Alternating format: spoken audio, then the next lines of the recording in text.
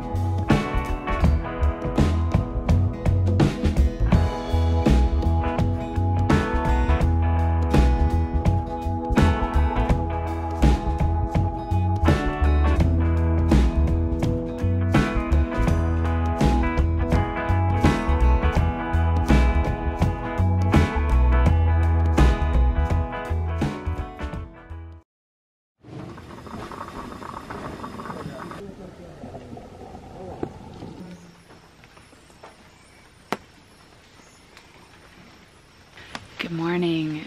We are camped in the clouds and it's beautiful and misty, and right in front of me is this really nice little bush that the hummingbirds have been visiting. It's really cool.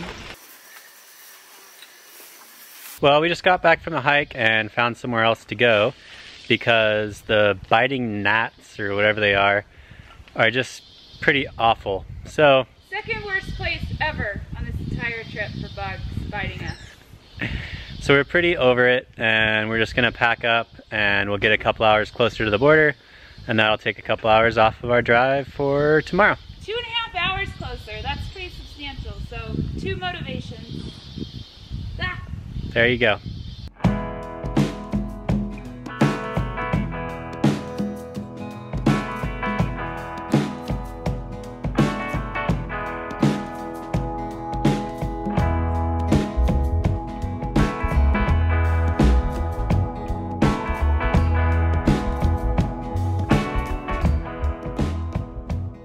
Alright, so we made it into Ocotal, and man, what a change in temperature. It is hot. We found a restaurant with a swimming pool that other overlanders had camped at. It's supposed to be like 10 bucks, and all the facilities seem decent. And here we are. We got a nice little grassy spot, and they got like a big public pool here, and then they got this like little mini pool. I like the little mini pool. I could see myself in that. Good morning. We are up and we're almost finished packed. We are headed to Honduras today, and this interesting little place that we camped, restaurant pool place, the guy who runs it came out like a sweetheart and just brought us little, I don't know, cinnamon rolls and a little cup of coffee. Like, how sweet is that? From Ocotal, we drove north to the Nicaragua-Honduras border crossing, where we would have to check ourselves and our vehicle out of Nicaragua and then into Honduras before we could carry on. We knew we were getting close when we got to the long line of semi-trucks waiting to cross the border. As usual, we drove past them and up to the parking area for the passenger vehicles. So far, we haven't even gotten out of the car. So yeah, we pulled up to this window here, and she flagged us down and said we gotta fill out our declaration, so Matt's doing that right now. And I think he has to sign it here in front of them. And this sweet container ship is where we're gonna get our exit stamps for Nicaragua. So right next to the building that's Salida and Entrada, then you have Aduana, which is here, and we just get a stamp and that cancels our tip. He just checked our passports, made sure we paid our exit fees, and now he's gonna open this gate for us. Adios! Oh, they're so nice. We've successfully left Nicaragua at this point, but now we need to get new tourist visas and a new temporary vehicle import permit for Honduras. First stop was immigration for our visa stamps. So over there is where we got our stamps, and then right next door is the Aduana office. After they fill out all the paperwork at Aduana, you have to go get copies of the sheet that they fill out for your car, your tip, as well as copies of the stamp in his passport. And apparently they would rather play cards than make us copies. Eventually we got our copies made, and Aduana granted us our tip. Now we just need to show our documents to one more official. If everything checks out, he'll lower the rope across the road, and we'll be free to roam Honduras. Yay, we're here. Oh, and so where we're going right now, we are going, and I always say it wrong, Parque Nacional El Tigre. El Tigre. I think it's La Tigra, actually. So far, Honduras has been super, thanks Siri. So far, Honduras has been super pretty, very mountainous, tons of pine forests everywhere. It's really, really, really pretty. Although the roads are really crappy again. Lots of potholes, lots of patchwork. Definitely got spoiled through Nicaragua, Costa Rica, and Panama, like all their main highways at least, were all like pretty consistently like good pavement, where you can just, you know, it's like driving in the States or something where you just like, yeah, keep it between the lines and everything will be fine. Yeah. But this is definitely gotta pay attention, because there are some good, like, you know, foot deep, 2 foot wide, like potholes. If you just weren't looking, you could definitely wreck something. Well, this is a bit of a bummer. Our GPS says this is the way to the park, and that is not even slightly temporarily passable whatsoever. I asked an old lady, and then we asked another gentleman, and they both confirmed this is the road from San Juanicio up to the park. So this is the only other road that we saw. What do you think, Matt? Looks like an adventure.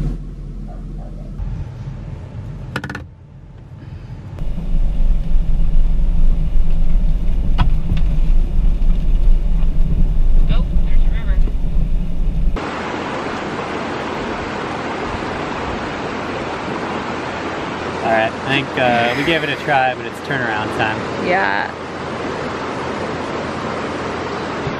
Lesson learned, we just need a super rad built 4x4 for our next rig. I think that everyone would probably agree that you still don't want to do that kind of stuff by yourself. It's not, like if we get stuck out there. Yeah, but if you do it with other people, then there's like other people around, gross. Now we just have to try to get back out of here.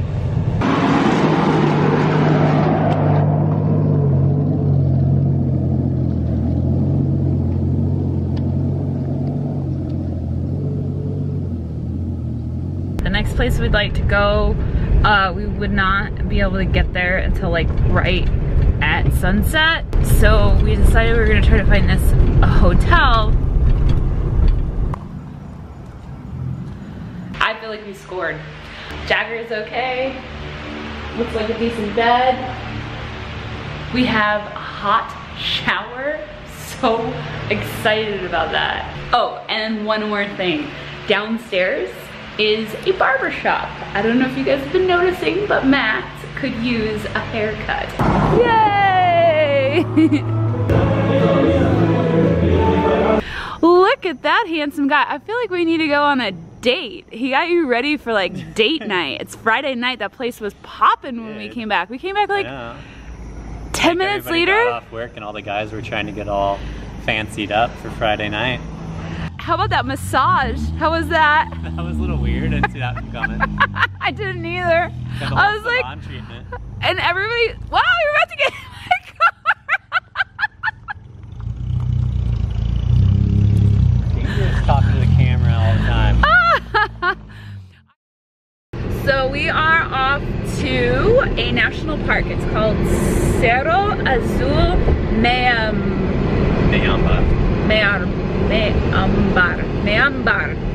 Mayambar. Something like that. Cerro Azul Mayambar.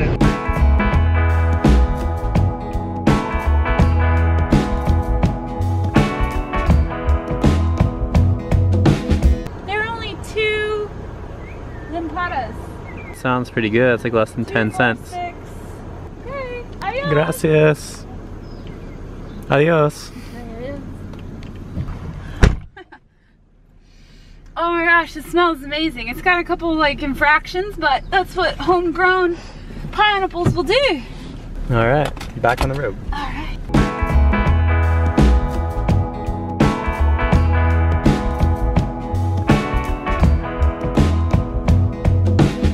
I just went to get the camera and the whole car smells like pineapple. All right, so we just got to this lodge. It looks really, really nice. We checked in. It's only 300 Limpada to camp, but it looks like there are some like really nicely made trails here. And there's a cascada and a bunch of beautiful viewpoints. And there is a kayaking canoe tour that you can do for 100. It was 150, right? Yeah, I don't know. That sounds kind of fun. We might have to do that.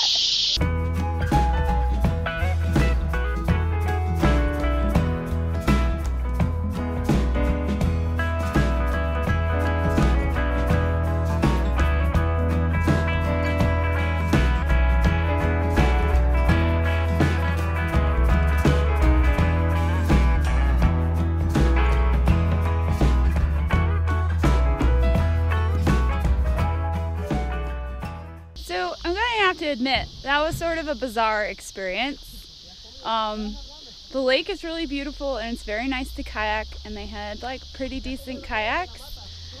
But we expected our guide to be a bit more guidey and more of a naturalist and like tell us about stuff. But instead he just kind of cruised around and like kept laying down in his kayak. He was on his phone for a while.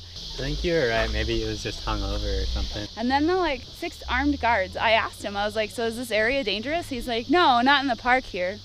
Well, I think he was like saying that it's safe because it's in the park and the national park has armed guards. Right. So that makes it safe. I think he said 2 per person, right? I don't know. So yes, very interesting, bizarre experience. It's just about 4 o'clock in the evening, so we have about 2 hours of light left, but pretty much everybody seems to have left this area of the park. So we are going to head down the short little hike to what we think is a waterfall.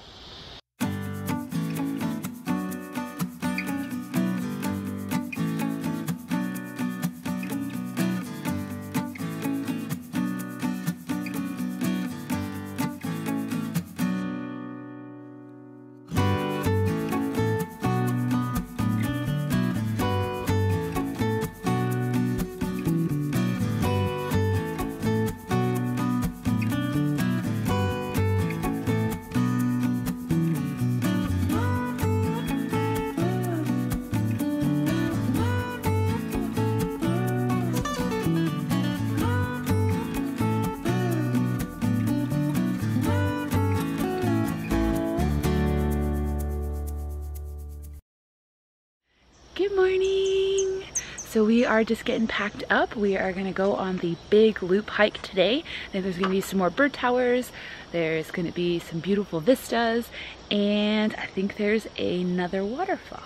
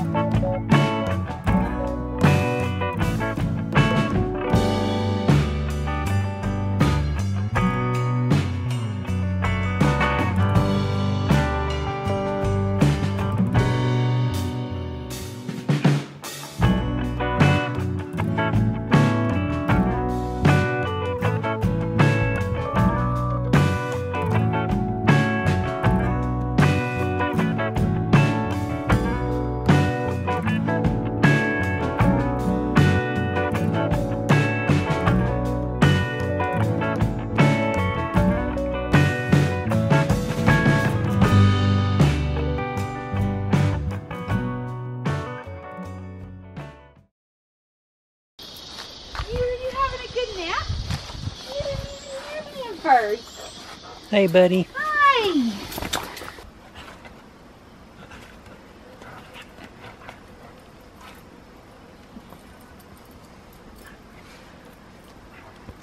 Alright, we just left Panacam after our huge hike that we did this morning. We packed up pretty quickly and we are headed to a very big waterfall that happens to have a very, very big name that I have not attempted to try to learn how to say yet. Holy moly! That's a lot of water!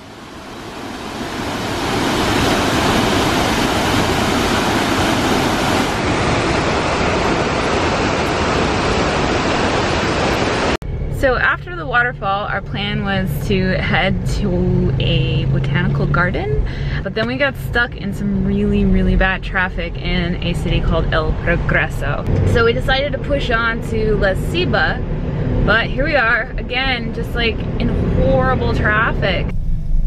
Okay, so we just got to a hotel or a hostel called 1877 in La Ceiba. And it's been known to have other overlanders come into this beautiful parking lot right off one of the main drags here and camp the night before they head off to Utila or Rototown on a ferry. And they have a really reasonable rate of $10 a week to store your vehicle here.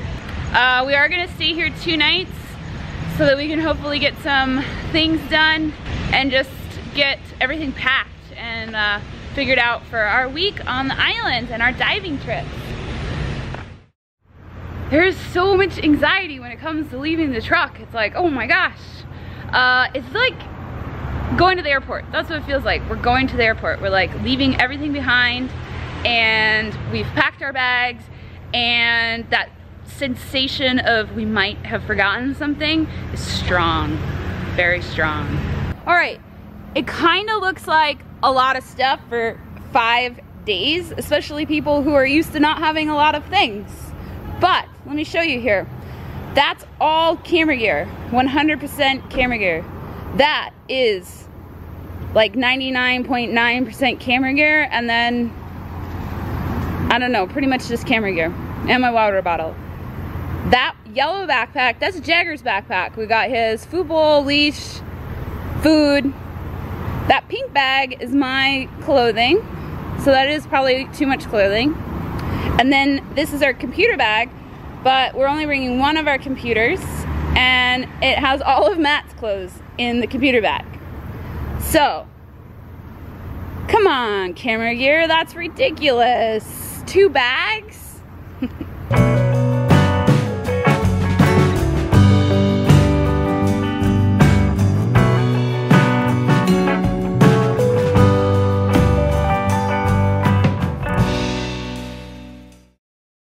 Next time on the Traveling Together Journal, we take the ferry out to Isla Utila, where we learn how to scuba dive and make some new friends.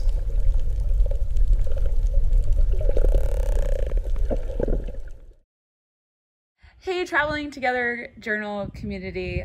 We are back to making videos as we are stuck at home just like you. But a side project that Matt was working on before we got stuck in this COVID quarantine process was a dropship t-shirt company. And one of the first designs he did was a Jagger tribute. This is definitely Jagger. He would love to get 3 tennis balls in his mouth, and it would make him very happy. So if you would like to pick up a Jagger tribute t-shirt, there's going to be a link below in the the description box, and you can hit up our Etsy store and pick up a t-shirt for yourself. In general, most of Matt's t-shirts designs, surprise, are surf related, and the t-shirt company is Surf Siesta Repeat. I hope you do at least go and check out the designs, and you can also follow him on Instagram. If this isn't the best time for you to be making purchases, we understand, but just go ahead and follow him on Instagram, and when it is time to make purchases for t-shirts, we'll be there.